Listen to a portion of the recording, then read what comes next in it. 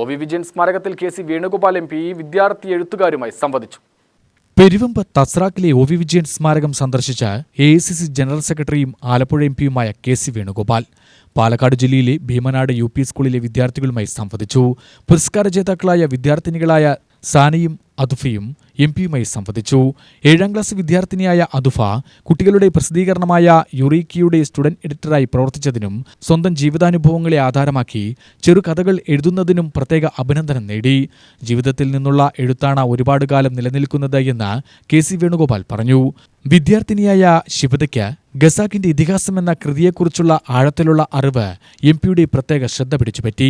നോവലിലെ കഥാപാത്രങ്ങളും ചിന്താധാരയും സാമൂഹിക പശ്ചാത്തലവും സംബന്ധിച്ച അവളുടെ വിശദീകരണങ്ങൾ കേട്ട എം.പി ഒ.വി. വിജയന്റെ കൃതികൾ പുതിയ തലമുറയിലും വായനക്കാരെ സൃഷ്ടിക്കുന്നുവെന്നതിന് ഇത് തെളിവാണെന്ന് പറഞ്ഞു.